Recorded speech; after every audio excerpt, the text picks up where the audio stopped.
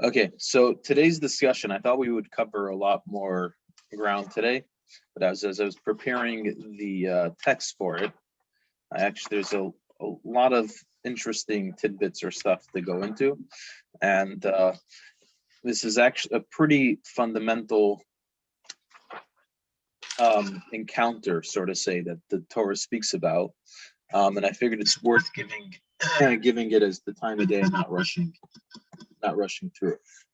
Okay. So today's Torah talk, we're picking up, if you remember last week, the Torah just told us the story of Abraham waging war against the five kings and saving his nephew from Sodom.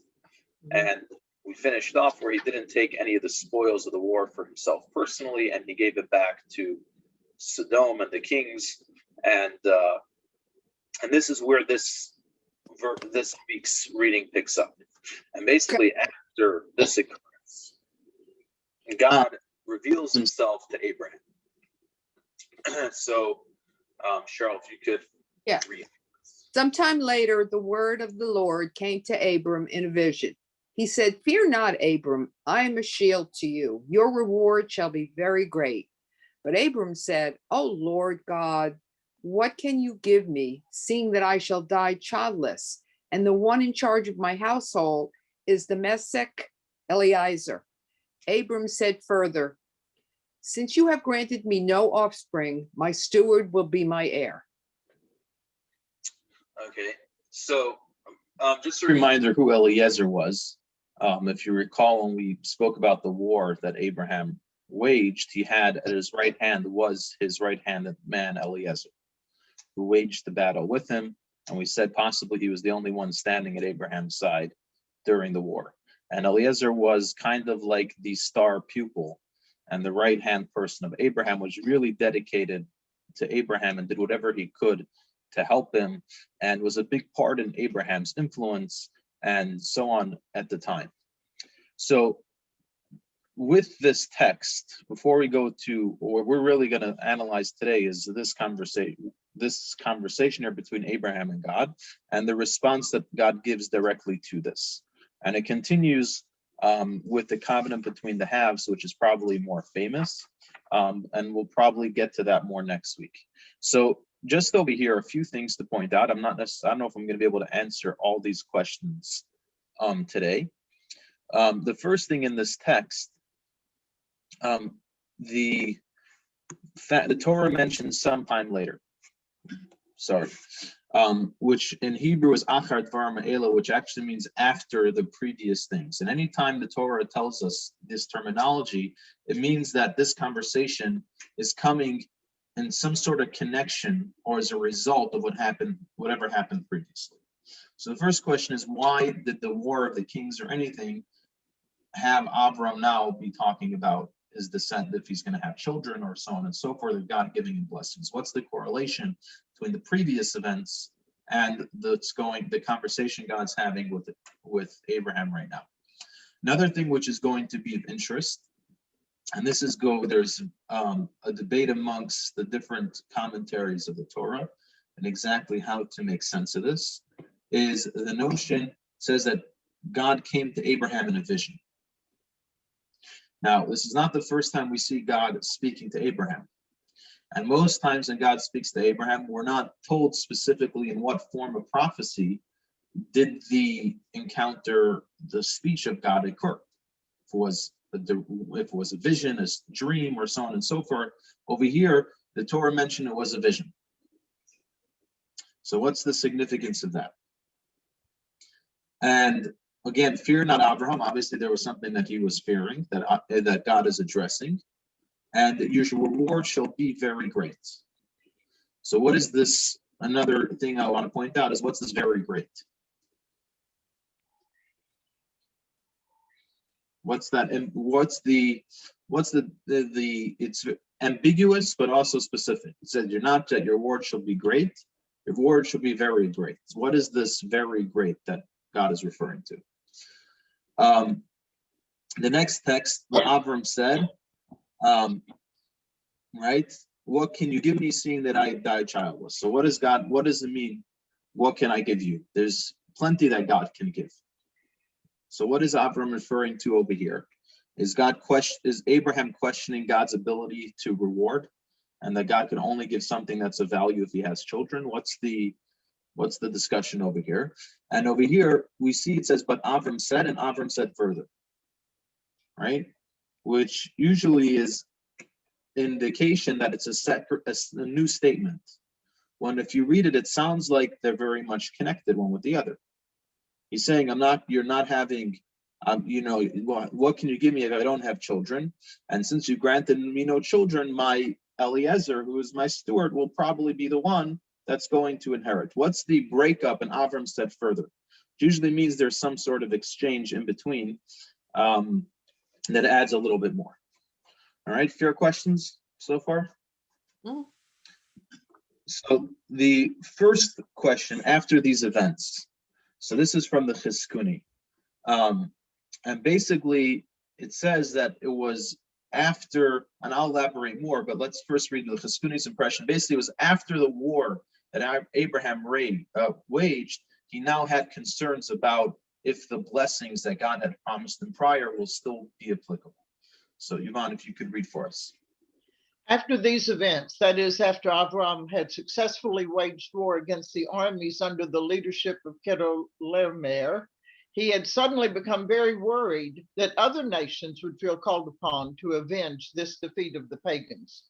God had reassured him, telling him that not only would he protect him against any other attacks by kings for having saved Lot, but that he would also qualify for additional rewards. You are entitled to this because you demonstrated that you placed more faith in my promises than in those of the king of Sodom. Plus, in fact, that you went to such lengths to rescue your relatives. Okay, so we have over here, so there's 2 points that he says over here. A, what was his concern? His concern was of the fact that that basically he's concerned now that until now he was just a peaceful traveler. He wasn't a threat. He wasn't a national security threat. Now he's taken on. Perhaps the nations of the world will start seeing him as a military power, and therefore they're going to start ganging up on him or start treating him. He's going to have to be. He basically made it into the headlines in a place he didn't want to be. And he was worried that he's going to have to be constantly watching his back now for his own security. Along those lines, a lot of commentaries mention that there's more to the worry than just about physical worry from other enemies from the outside, but he was also concerned that he may have used up his merits. Or as one commentary says it, or before even we get to there's one commentary which is very interesting, is basically Abraham was a man of God, and he always preached to God through speech and so on and so forth. And now he had to succumb to war, and he actually killed people.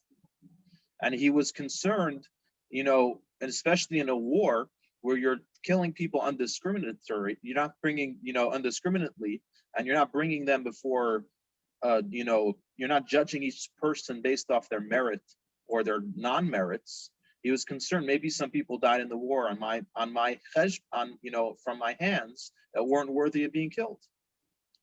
Or the fact that I even had to succumb to killing people, maybe that will put me in a bad view in God's eyes. Or there are some people, or other commentaries see it, because God had a gift, because he had become rich, so to say, off the spoils, even though he gave it back. But because he had, there was so much, spoils that came, at his foot.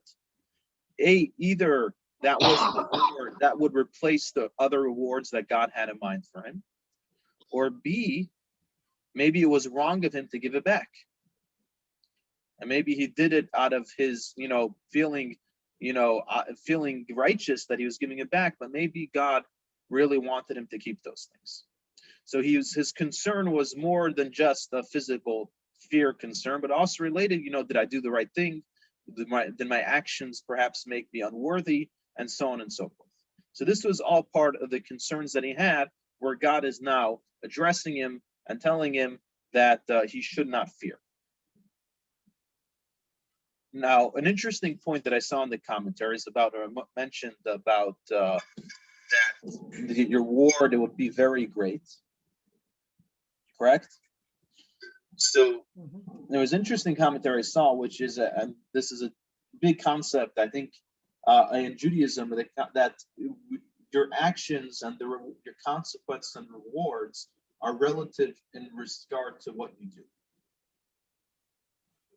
You know, so when it comes to fulfilling God's will, or when you do a favor for somebody, so the extent of how big the favor was will result in how big the reward is.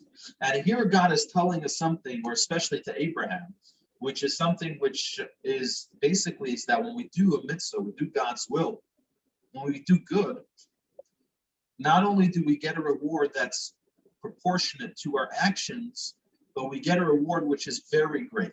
It's not just a great reward that's deserving of our actions, but it's very great. And why is that? Because we sometimes view our actions solely on the material level or the basic level of how our actions impact those around us or those near us, and so on and so forth. But we forget that our actions and this world also has a divine element to it. And when God gives us something to do and we're fulfilling God's will, there is infinite implications to the actions we do, to the good actions we do. And therefore, when it comes to the good, God doesn't only judge us based off our perception of how that good action affects, but he also does that perception, how that impacts God's will and desire, which is infinite. And therefore, the reward that we get for the good is very good, way beyond the good that we could assume or imagine. And God is telling Abraham, who Abraham lived before God really gave his commandments, before the giving of the Torah, that even you are going to be worthy to the very good, to the, to the reward, which is much greater than what you can imagine. Okay? So let me pull this back up.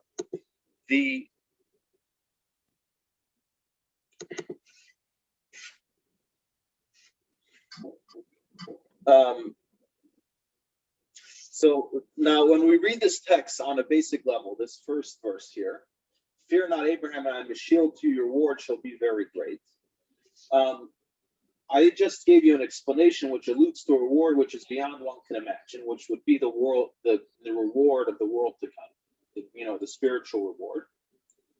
But on the very basic level, the words itself sound like that Abraham's going to get a great physical reward.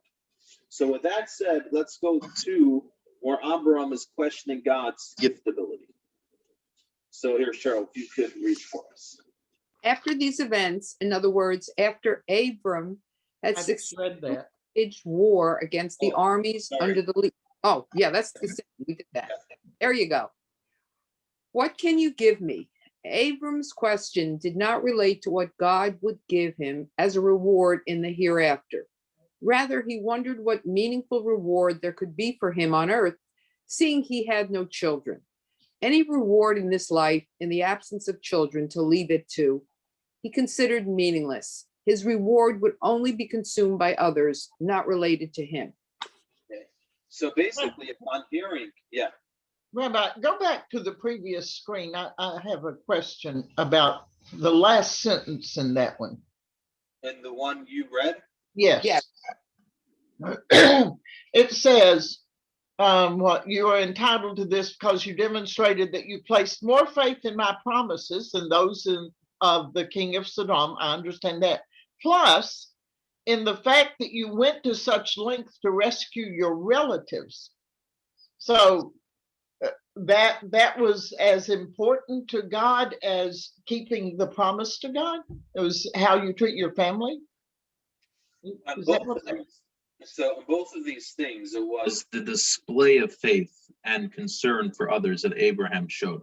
So what we're referring to before, that he showed his faith in God more than the promises of the king of Sodom, is the fact that he didn't take any of the spoil.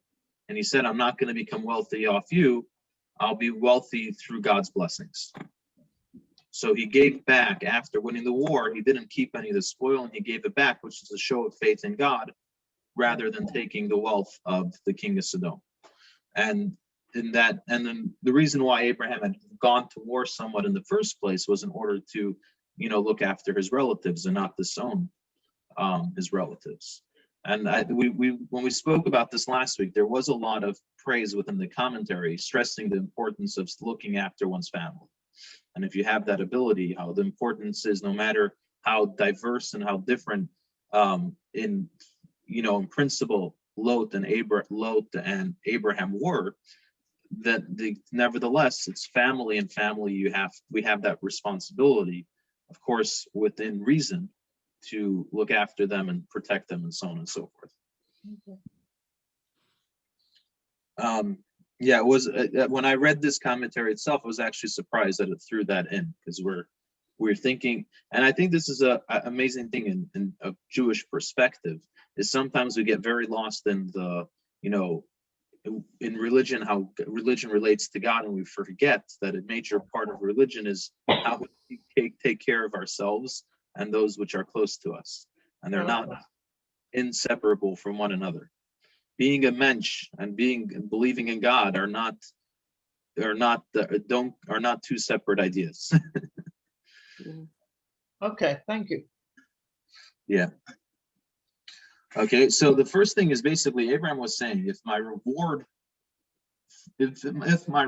from God is all, so let's rephrase this. Basically, remember when we started, I said that part of Abraham's concern at this point is that the blessings that he had received previously from God were no longer applicable, because maybe his actions right now made him no longer meritorious or worthy of God's blessing. So God tells him that you will still get blessings. So God understood that to be physical blessings. He didn't understand in that there's a promise for children, or that a reward in the afterlife, a spiritual blessing. So Abraham says that, the blessing, a physical blessing, is beautiful, but I don't have children which are going to enjoy my, massing the wealth. But if I don't have anyone to share it with, what's the worth of the wealth if it's only physical reward? Right? Materialism is only good if there's someone to give it over to, or to hand it over to. Now, there's a story of the first Chabad Rebbe, that he wanted to bless one of his students with great wealth. And the student refused, because he said, I'm worried if I have too much wealth, it's going to take away from my ability to focus on my learning, and my spiritual pursuits. And then the Rebbe wanted to give him a blessing for long life. He said, they shouldn't be Pirish Yarim. They shouldn't be peasant years which I'll be unable to hear, or basically, if I'm not gonna be healthy or in a good frame of mind, I don't need years which I'm not going to be able to make meaningful. If I'm not giving me more years, then they should be years that I'll be able to make rich with Torah observance and so on and so forth. So in a way here too, Abraham's saying, it's beautiful. You want to give me that more material blessings, but what real need do I have for that? For myself, I just need the bare minimum. If you're going to give me abundance, if I don't have children to pass it on to, what do I need it for? And in this as well, here, Cheryl, if you could read this also, it's from the same commentary. Childless, if a member of my household will inherit me, even if it is my servant who is faithful to me and a willing disciple, you have said to me, to you and to your descendants, I will give it. Ooh, he's calling God out, isn't he? So this is what's interesting here, is that there's a debate amongst the commentaries about it, to what extent this is being said. So basically what there's a two like kind of like a two-pronged statement that Abraham is saying here. He's saying here that I was under the impression that it would be my direct descendants. And therefore I have no need, and I haven't had that, so I don't have the need for all this abundant wealth. At the same time, Abraham in his statement over here, and like if you remember the second verse, which let me see, let's go back a second. So in neither of these verses does Abraham openly challenge and say, but what's going to be of my, I'm not going to have kids. It's more his saying is, the gift you're giving me has no value because I don't have kids. So a lot of the commentary says that Abraham understood that, or was under the impression that there is a possibility that his legacy will be carried on by not a biological descendant, but by his Eliezer or other people which he molded into being who they are. And his descendants or offsprings don't necessarily mean biological offsprings, but people which he impacted and which will carry on his legacy to the next stage. And so basically over here, let's look at this verse. So basically God tells him, what are you going to give me what does materialism have anything to do with anything? If I'm not going to have children, I could pass it on to you. So God said that that the reward is not just physical, it's also spiritual. And it's about also the afterlife and so on. And to this, that's where there's a break, because there's that fill-in where God says, the reward is not just about materialism. And then Abraham says, so then I guess my suspicions of what it means that I will have offsprings is that it is true that I'm not going to have physical offsprings, but it's going to be my servant Eliezer, who if anyone should be, that should be the person is, because he's the most worthy. Okay? So on this, we have the response from God. Let's pull this up. All right. Here, Yvonne, go ahead.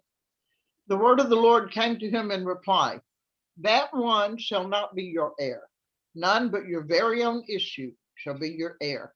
He took him outside and said, look toward heaven and count the stars if you are able to count them.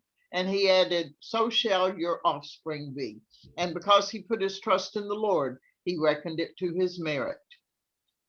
Okay. So over here, God reiterates again. If you remember correctly, just a few verses ago, after Lot and Abraham split, God had given Abraham the promise of descendants, and he said that your children will be like the dust of the earth, right? Mm-hmm. And over here, God again now reiterates him again because of all of this thing, and because Abraham thought maybe he's not worthy, or perhaps God didn't mean descendants as physical children of his own.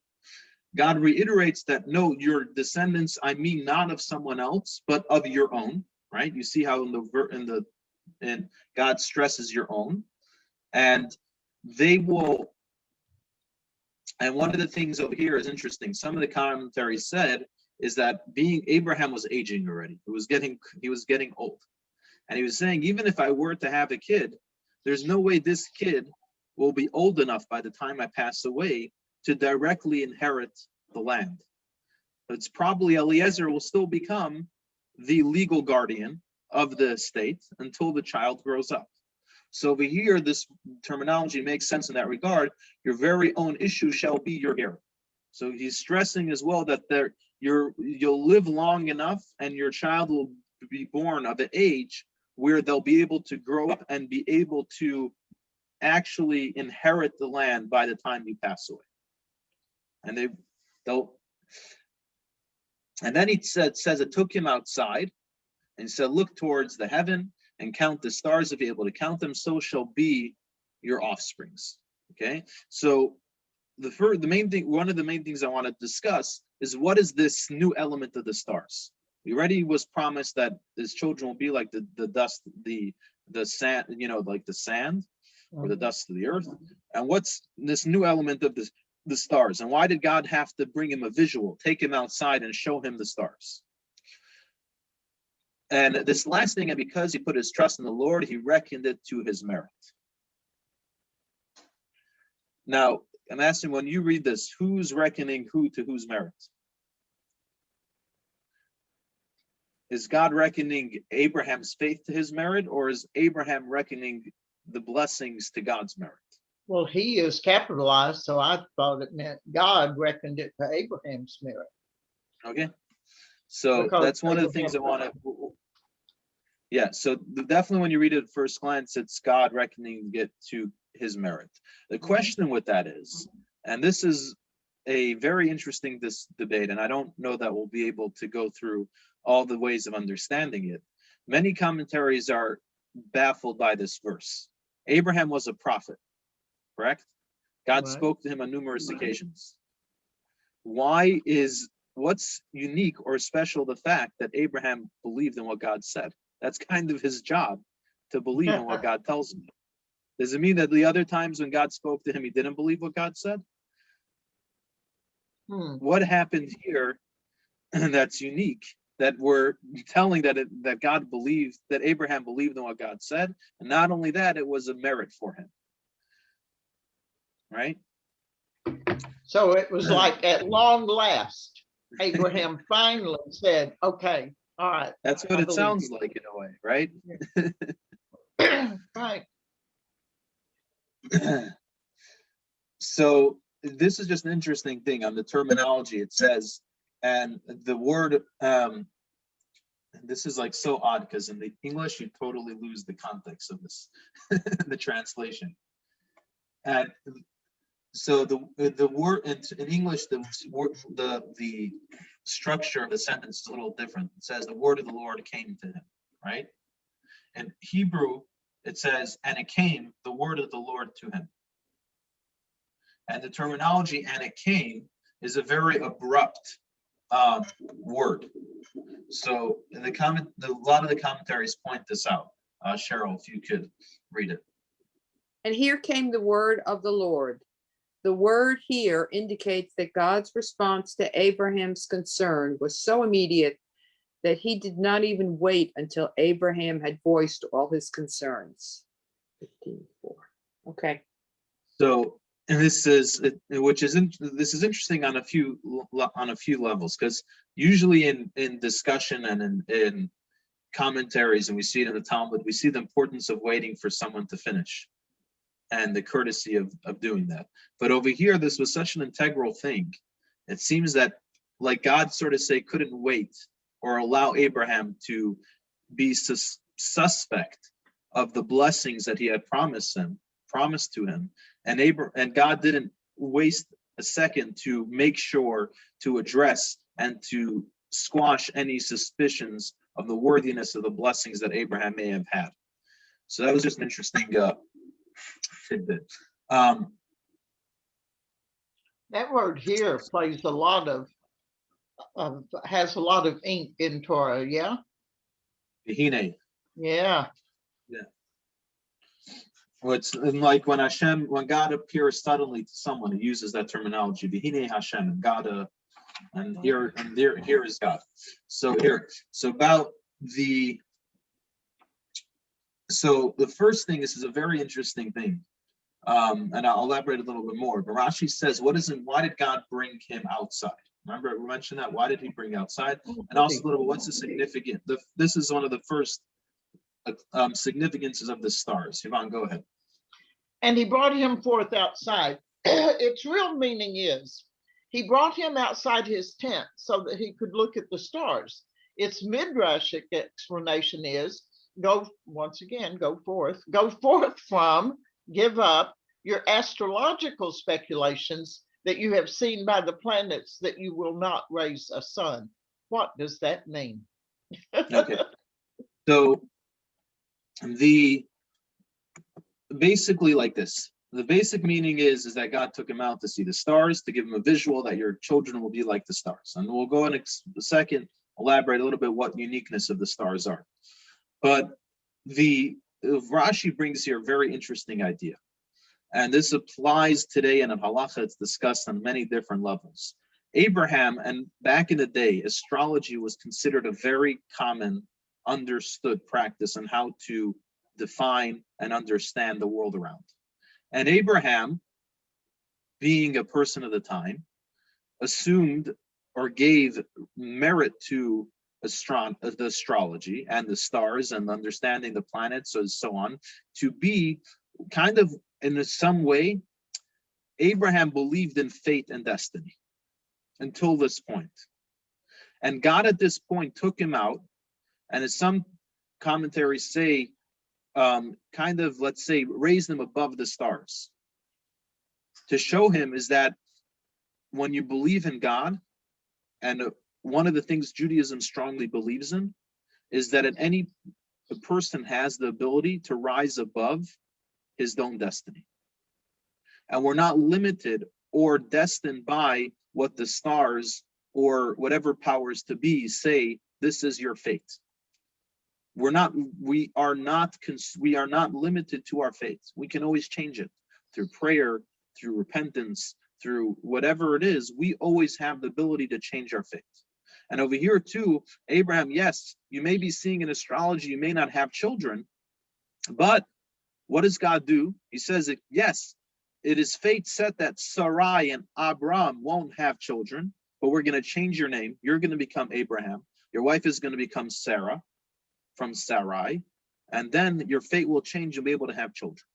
And that's something which this is happening right here very, over, just in one verse. But this changes the perspective that Judaism has throughout centuries, is that we are not defined or limited to what seems to be our fate and destiny. And as King Chizkiah said, even if the sword is at your neck, we still have hope and faith that our fate could still change. And this is the first big idea over here in this verse, which is happening here, where God is showing him the stars and basically showing the stars are not your destiny. We live beyond the stars. Okay. So that's idea number one. Where are we here? Over here, okay. Cheryl, go ahead. And count the stars, whereas in the previous prophecy, Abraham's offspring had been compared to the dust of the earth. Now it was compared to the stars in the heaven. We are dealing with the relative positions of Esau and Yaakov, both descendants of Abraham, one compared to the earthly phenomena, in other words, dust, the other to celestial phenomena, in other words, stars. Okay, so interesting, and this is now a lot of this is a unique commentary. I'm bringing it because I thought it was interesting. There's other comment, and a lot of times we do connect how both prophecies are related to the Jewish people, but over here, basically, Abraham had a lot more descendants than just the Jewish people. And what this commentary is saying is that, well, before there was the promise of descendants and connected to dust, which is basically that they would be fruitful in the material world. Over here, God's telling him not only will you have that, but you'll have descendants as well, which will be more compared to the celestial beings, meaning that they're going to have more spiritual pursuits, not just material pursuits. And that's something alluded to in the fact here that you're going to have a variety of descendants, but amongst those are also going to be those which shine. And I think this is elaborated a little bit more in this commentary about the uniqueness of the stars. Yvonne, go ahead. Well, yeah, I have. Why did it say if you're able to count them? Was he going blind? Well, I'll read it. The terminology is that there's so many that it's beyond your chances are you need to have special ability to count them all. Okay, yeah. I'm so blind I automatically thought his cousin could see. God meant that just as Abram was unable to count the number of the stars, so his descendants would be innumerably many. In addition, an additional meaning in that message was that the cumulative wisdom possessed by the Jewish people would be beyond comprehension. Just as there are stars which give off more light than others, so there would be Jews who would possess more wisdom than others with which to enlighten their peers. Still another meaning included in that message to Abram was the promise that the degree of reward for which different Jews would qualify in the hereafter would also vary in proportion to the intensity of the light radiated by different stars. Okay, so Got it. so over here you have a few different ideas, and the main idea is that in the stars or in the celestial beings, you have the sun, you have the moon, and you have all different stars and planets, and each of them have a variant amount of ray or light, and they vary, correct? So the one key thing is that God is promising that your descendants are going to be, and this is a lot of commentaries point out, they're going to be like the stars in the heaven, which will always be a light unto others. And that's going to be the role of the Jewish people, to be that light. Now, the extent of light will vary. That doesn't make one necessarily more important than others, but some will shine like the sun, some will shine like the moon, some will shine like this star or that star, so on and so forth. And similarly as well, the reward that they'll get in the world to come will also vary. Some will have a ray of light as that of the sun, and some of the moon, and so on and so forth. What's interesting here is this is really where the promise of the afterlife is in Judaism. And you'll hear this from me all the time. You'll never see an open, direct reference to the afterlife in Torah. Torah doesn't discuss it. Torah doesn't say fulfill the promises and you'll be entered into heaven. That's not there's no statement directly like that in the Torah. But in this exchange, which leads up to the covenant of the halves, is the promise of the afterlife, as alluded to over here, when God promises that your descendants will be like the stars. All right, and I think we're at our final question that we had, which was about when it says that Abraham believed in God and he reckoned it for a merit. So the way that it makes the most sense to me with the question is actually if you flip the verse around. The question of did Abraham only believe now and not others is a very strong question. So explanation which I saw through multiple commentaries and written very well here is basically saying that it wasn't God reckoning it as a merit for Abraham, but this is actually Abraham reckoning it in the merit of God. So here, Cheryl, if you could read. He reckoned it to his merit.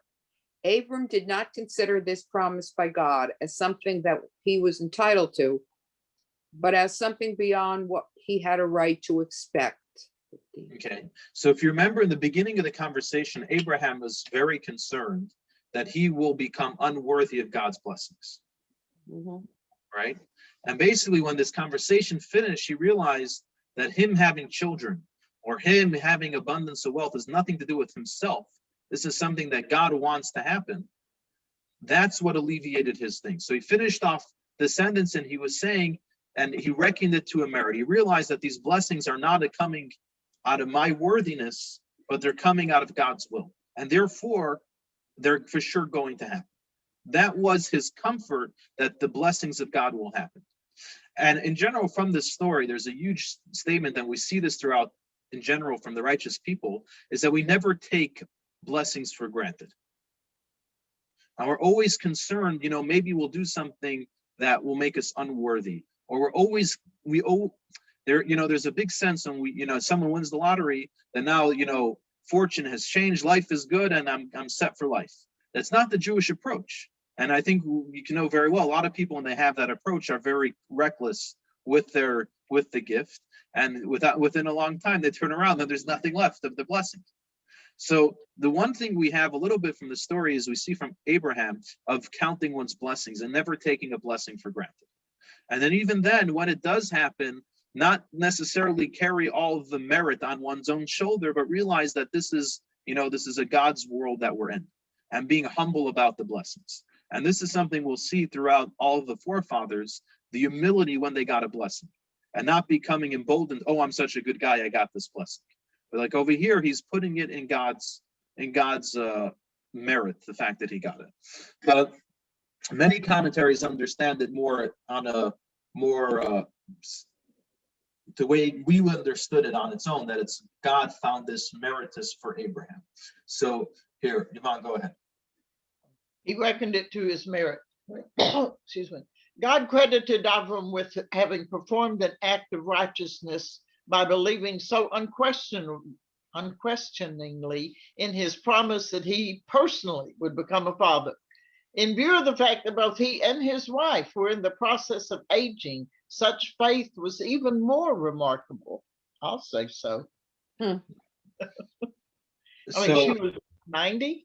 She was 90, right? When they had their children, Avram was 100 and she, I think, was 99, in her 90s, yeah.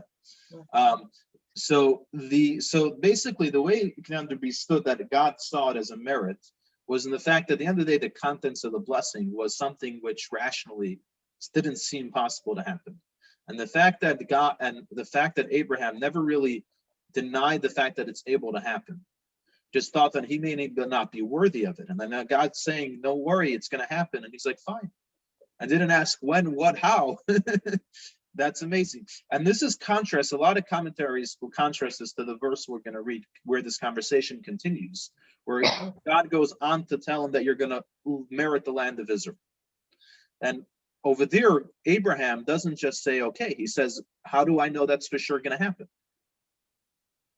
And there God does a sign. The whole covenant between the halves is all a sign, sort of say, where God is making a promise that the children will inherit the land. When it comes to his own descendants, he didn't ask for that. So there was definitely a stronger sense of belief in when he heard the blessing for children. Why did he not have as strong of a belief when it came to the other land? We'll discuss that more when we get to it next week. But the key thing is the children is something that he would experience in his lifetime, right? In order to have children, he would probably have to be around for that to happen. So it's something which he knows whereas the entering the land of Israel was going to happen many years later. So he wanted something he could have tangibly while he's alive to know of that will happen. And also there's a lot more people involved when it comes to, inheriting a land. There's the worthiness of the people that live in the land right now for that transfer to happen. And there's a lot more moving parts. So when it came to inheriting the land, Abraham was like, show me a sign. But when it came to his own children, he believed it in simple faith. So that, I think, wraps up. I thought it was very, to me, the two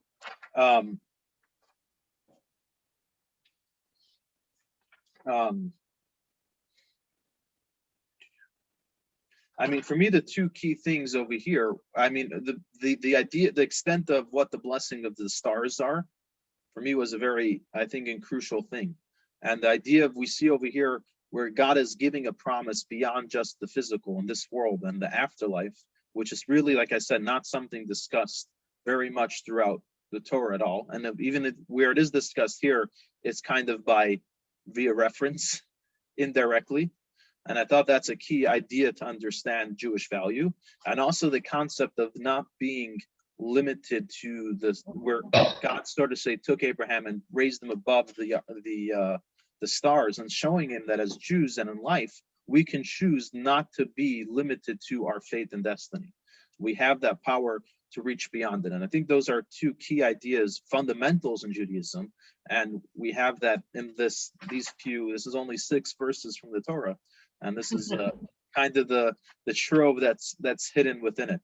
While we're speaking about the contrast of the two references of how God said the descendants will be one of the dust in the earth and one of the stars, I forgot there's an interesting medrash that discusses the blessing of the dust, and it says why are the descendants of Abraham being compared to the dust? So one is similar to the stars. It's impossible to count the dust. So to your descendants will be numerous. Another one is that just as dust is found everywhere, your descendants will flourish anywhere that they are throughout the world. And the last one, which I thought is interesting, is that earth is only of use when it's mixed with water. Right? So we know that Torah is compared to water.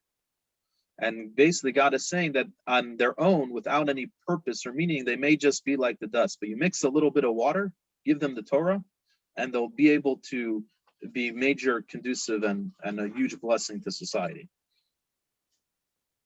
Okay. Interesting. Very good. Yeah. I have So- a hand, how do you say it?